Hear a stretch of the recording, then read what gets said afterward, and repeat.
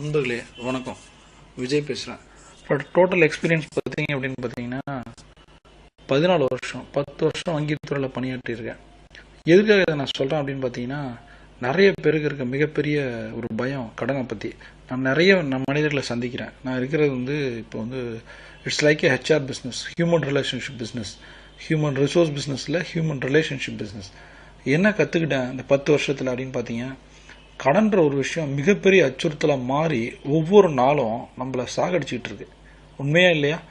கடன் இல்லாமல் யாராவது இருக்காங்களா? இந்த கேள்வியை ஒரு 1000 பேர் இருக்க மீட்டிங்கில் நான் கேட்கும்போது 1 அல்லது 2 பேர் கை தூக்குறாங்க. 1000 பேருக்கு 998 பேர் கடனாளியாக இருக்கும். கடன்றது என்ன? ஒரே விஷயம் சொல்லுவேன், கடன் பட்டான் நெஞ்சம் போல கலங்கினான் இலங்கை வேந்தன் சொல்கிறாங்க. இப்போ கடன்றது எவ்வளோ பெரிய விஷயம்.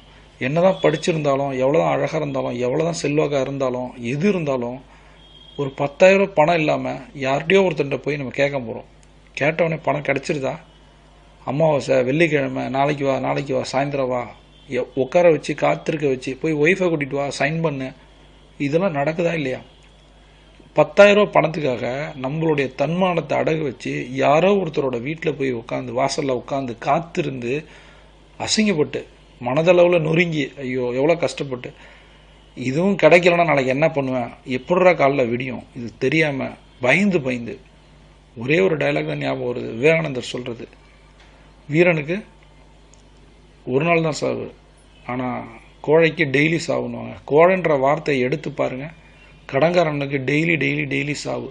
ஏதோ ஒன்று பண்ணி வேலைக்கு போய் சேர்த்து வைக்க முடியல, சேர்த்து வச்ச பணத்தை நிர்வகிக்க தெரியல, இல்லை பிஸ்னஸ்ன்ற பேரில் இறங்கி ஏதோ ஒன்று பண்ணி என்ன பண்ணணும்னு தெரியாமல் கடனாளி ஆகி 2 விஷயம்தான்.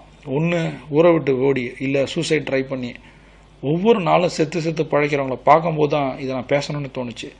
10 வருஷம் வங்கித்துறை கற்றுக் கொடுத்த அனுபவம் என்ன? 25,000 பணத்துக்காக என் பொண்ணு கல்யாணம் இருக்குன்னு சொல்லி காலில் விழுந்தவங்களும் எனக்கு தெரியும். அதே சமயம் இன்னொரு விதம் யோசிச்சு பாருங்கள். மால்லையும் பப்புலையும் ஒரு ஃப்ரெண்ட்ஸுக்காகவோ ரிலேட்டிவ்ஸ்க்காகவோ ஒரு கெட் டுகெதருக்காகவோ ஒரு 25,000 செலவு பண்ணுறவங்க இருக்காங்களா? இதே ஊரில் 25,000 எப்படி ஒரு பொண்ணோட வாழ்க்கையை மாற்றுது. ஆனால் 25,000 ஒரு என்ன சொல்ற என்டர்டெயின்மெண்ட் டூலாக மாறுது. அந்த பணம் நம்மள்ட்ட என்ன தப்பு இருக்குது? பணம் ஏன் நமக்கு வரல?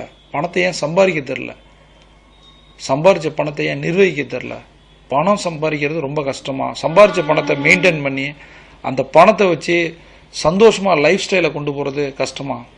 லைஃப் இருக்குது, லைஃப் ஸ்டைல் இருக்கா? ஒவ்வொரு நாளும் எப்படா விடியும் தெரியாமல் இருக்கும். ரொம்ப கஷ்டமாக இருக்குது. இதுக்கு என்ன பண்ணணும்?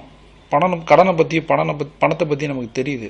இந்த பிரச்சனையிலேருந்து மீண்டு வர்றதுக்கு நம்ம என்ன பண்ணணும்? ஃபஸ்ட்டு பணத்தை பற்றிய புரிதல் இருக்கான். முதல்ல பணத்தை பற்றிய புரிதல் இருந்தவங்களுக்கு பணம் ஒரு சம்பாதிக்கிறது கஷ்டம் இல்லை, சம்பாரிச்சு பணத்தை அடுத்த லெவலுக்கு எடுத்துகிட்டு போகிறது கஷ்டம் இல்லை. ஒரு தடவை என்னோட பாஸோட நான் போயிட்டு இருந்தேன்.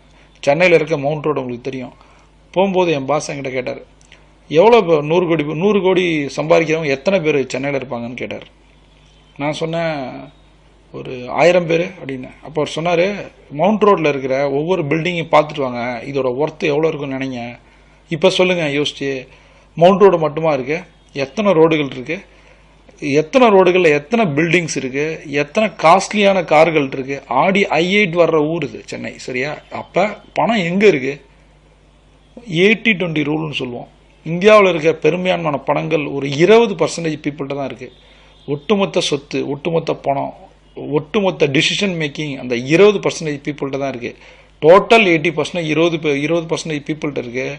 மீதி இருக்கிற 20% பீப்புளுக்கு 20% பணத்துக்காக, செல்வாக்குக்காக, சொத்துக்காக தான் மீதி இருக்க 80% பீப்புளாக இருக்கும். யோசிச்சு பாருங்கள். 80-20 ரூல் இருக்குது. அந்த 80-20 ரூலை வச்சு சம்பாதிக்கிறதுக்கு வழி இருக்கா? காலையிலேருந்து நாம் சாயந்தரம் வரைக்கும் செய்கிற காரியம் 30 நாள் கழித்து ஒரு வேலையில் இருக்கும்போது சேலரியாக மாறுது, பிஸ்னஸில் இருக்கும்போது வருமானமாக மாறுது.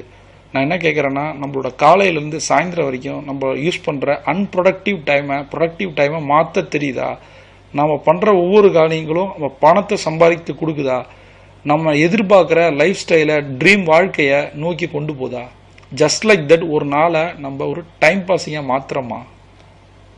யோசிச்சு பாருங்களேன். டைம் பாஸர்ஸ் இல்லை, நம்மள பல பேர் டைம் கில்லர்ஸாக இருக்கும். டைம் கில்லர்ஸ்னான்றது கொண்டுகிட்டு இருக்கும். காலைல எந்திரிச்சு சாயந்தரம் வரைக்கும் யோசிச்சு பாருங்கள். நைட்டு படுக்கும்போது ஒரு நிமிஷம் யோசிச்சு பாருங்கள். காலையிலேருந்து நம்மளோட எதிர்காலத்துக்காக, நாளைக்காக என்ன பண்ணியிருக்கோம்? மிகப்பெரிய ஏமாற்றம் தான் மிச்சம்.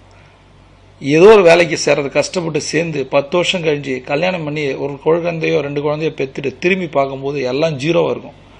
புறப்பட்ட இடத்துலேயே நின்றுட்டு இருப்போம், அதுலேயும் கடனோட. இந்த மாதிரி நிலைமையை மாற்றுறதுக்கு ஏதாவது ஒரு விஷயம் இருக்கா? ஒரே ஒரு நிமிஷம் ஒரு முடிவு எடுங்க.